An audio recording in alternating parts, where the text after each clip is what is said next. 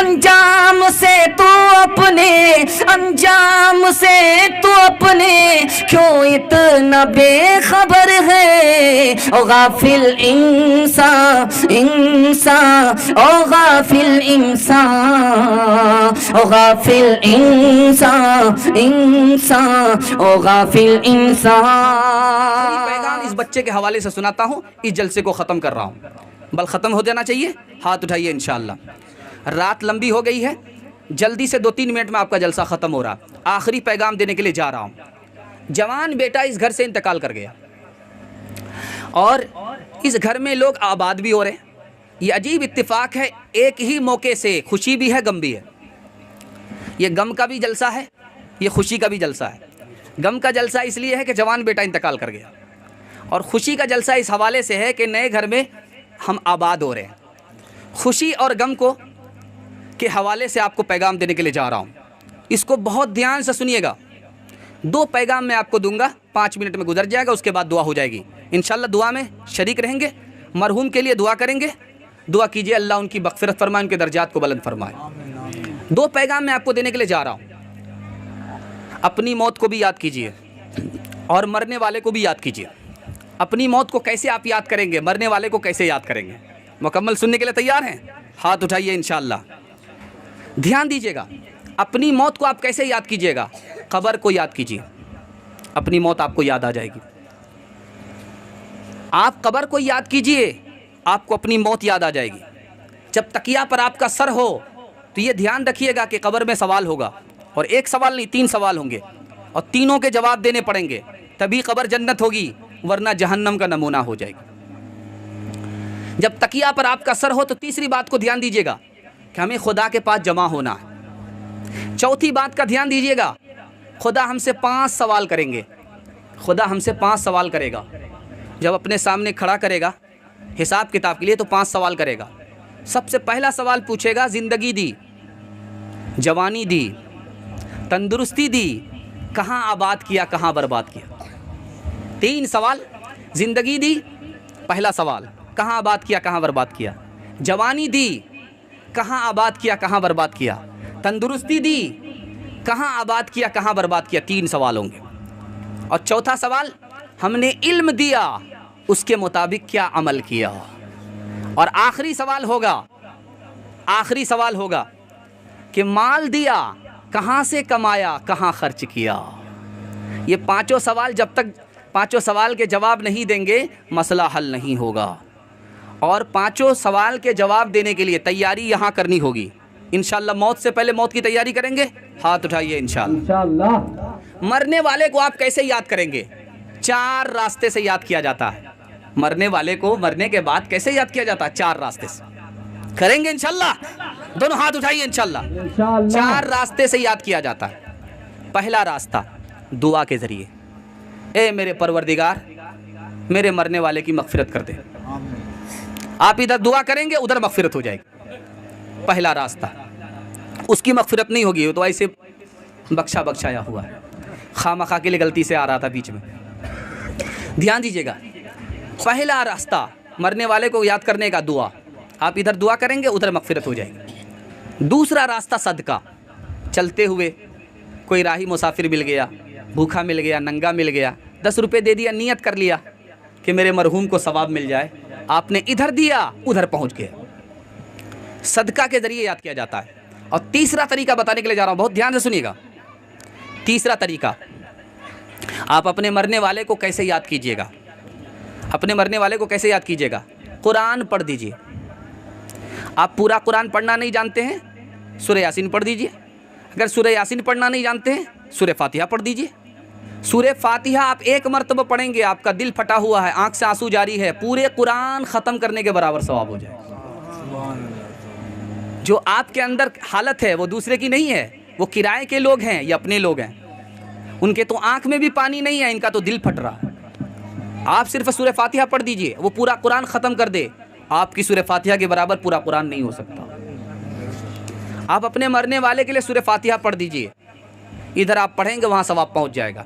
आखिरी रास्ता बताने के लिए जा रहा हूँ, अपने मरने वाले को कैसे याद करेंगे।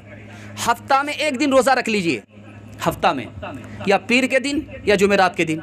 आप रोज़ा रख लीजिए या किसी और दिन, आप हफ्ता में एक दिन रोज़ा रख लिए नफली अपने मरहूम के लिए, आप इधर रोज़ा रखेंगे सवाब वहाँ पहुँच जाएगा। और जब आप नमाज़ पढ़ने के लिए आते हैं मस्जिद में या घर में नमाज़ पढ़ते हैं, 2 रकात नफिल नमाज पढ़ लीजिए अपने मरने वाले के लिए। मरने वाले के लिए 2 रकात नफिल नमाज पढ़ लीजिए, आप इधर नमाज पढ़ेंगे सवाब वहाँ पहुँच जाएगा। इंशाअल्लाह अमल करेंगे, हाथ उठाइए इंशाअल्लाह। बस आखिरी मिसाल पर पैगाम ख़त्म कर रहा हूँ। बकिया का रहने वाला चला गया बरारी बकरी ख़रीदने के लिए। बकरी वाले से पूछा कितने की बकरी है? कहा कि देखने के लिए जाऊँगा तो 300 रुपये में बेचूँगा, अगर देखने के लिए नहीं जाऊँगा तो 600 रुपये में बेचूँगा। कहा तुम्हारा दिमाग ख़राब है, बकरी जब बेचोगे देखने के लिए क्यों आगे? कहा बचपन से पाला है पोसा है, मजबूरी में बेच रहा हूँ, बकरी को जुदा कर रहा हूँ, इसलिए जब देखने के लिए आऊँगा 300 रुपये में, देखने के लिए नहीं आऊँगा 600 रुपये में। बकिया वाले ने सोचा कि बड़ा बेवकूफ़ होता है, बेवकूफ़ी से फ़ायदा उठा लेते हैं। 300 रुपये में बकरी ख़रीद लिया और बता दिया कि मस्जिद के बगल में मेरा घर है, आ जाना, बकरी को देख करके रोज़ चले जाना। अब वो रोज़ आ रहा है, नाश्ता खा करके जा रहा है, रोज़ आ रहा है, नाश्ता खा करके जा रहा है। बकरी वाली ने सोचा कि ये तो सारा हिसाब किताब बराबर करके चला जाएगा। तो उसने अपने शौहर से कहा कि कल अगर आए तो कह देना कि तुम्हारी बकरी मर गई, जल्ले तू जलाल तू, इस बला को टाल तू। जब वो अगले दिन आया तो नाश्ता खा करके बैठा हुआ दोपहर का खाना खाने के लिए। दोपहर का खाना खाने के बाद शाम का खाना खाने के लिए बैठ गया, जाने का नाम ही नहीं ले रहा। बकरी वाली ने कहा कि तुम्हारी तो बकरी मर गई, अब तुम जा क्यों नहीं रहे हो? कैसे जाऊंगा, तीजा चलीसवां सब खा करके जाओ। फना के बाद भी मुझको सता रहा है कोई, निशान कब्र का मेरा मिटा रहा है कोई, निशान कब्र का। ए खुदा मुझको थोड़ी सी जिंदगी दे दे, उदास मेरे जनाजे से जा रहा है कोई, उदास मेरे। अंधेरी रात को तारीक सन्नाटे, कमर की कब्र पे, कमर की कब्र पे आंसू बहा रहा है कोई, कमर की कब्र पे। ओ गाफिल इंसान, इंसान, ओ गाफिल इंसान, ओ गाफिल इंसान, इंसान, ओ गाफिल इंसान। आँखों से तूने अपनी कितने जनाजे देखे, हाथों से तूने अपने दफनाए कितने मुर्दे।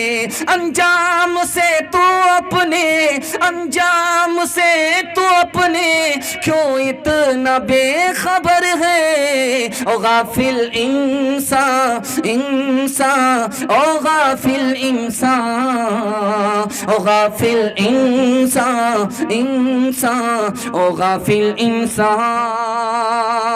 मखमल पे सोने वाले मिट्टी में सो रहे हैं, शाहो गदा यहाँ पर एक साथ हो रहे हैं। इस बात को न भूलो, इस बात को न भूलो, सबका यही हशर है। ओ गाफिल इंसान, इंसान, ओ गाफिल इंसान, ओ गाफिल इंसान, इंसान, ओ गाफिल इंसान।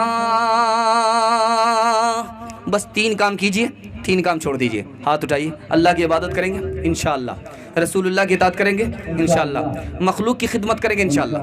3 काम छोड़ दीजिए, कभी आसमानी बला और आसमानी ज़मीनी आफत नहीं आएगी। 3 काम छोड़ दीजिए, तजर्बा कर लीजिए। गुनाह नहीं करेंगे इंशाल्लाह, गलत नहीं कमाएंगे इंशाल्लाह, गलत माहौल में नहीं जाएंगे, न किताबों से नवाज़ों से नज़र से पैदा। दीन होता है बुज़ुर्गों की नज़र से पैदा। नहीं सीखा इन्होंने दीन रहकर शेख के घर में, पले कॉलेज के चक्कर में, मरे साहब के दफ्तर में, थे केक के चक्कर में तो रोटी भी गई, बड़ी शे की ताक में थे तो छोटी भी गई, न मानी बात वाइस की, थे पतलून के चक्कर में तो लंगोटी भी गई। व आखिरु दावाना अनिल हम्दुलिल्लाहि रब्बिल आलमीन। इसमें लिखा गया है कि बाप बेटे के जनाजे में शरीक हो सकते हैं या नहीं। शरीक हो सकते हैं, इसमें कोई बुराई नहीं है, और शरीक होना भी चाहिए। जब वारिस बाप मर जाए तो बेटा है, और जब बेटा मर जाए तो बाप है, तो वारिस को तो वहाँ रहना ही ज़रूरी है। बल्कि ये लिखा है कि बाप का ज़्यादा हक़ है नमाज जनाजा पढ़ाने के लिए अगर बेटा मरा हुआ है, और बेटे का ज़्यादा हक़ है अगर बाप मरा हुआ है। बेटे का ज़्यादा हक़ है अगर बाप मुर्दा है, बाप का ज़्यादा हक़ है अगर बेटा मरा हुआ है। अल्लाह ताला हम सबको कबूल फ़रमाए, मरहूम की अल्लाह बाल बाल मग़फ़िरत फ़रमाए, उनके दर्जा। अस्सलामु अलैकुम नाज़रीन, आप देख रहे हैं SB मीडिया यूट्यूब चैनल।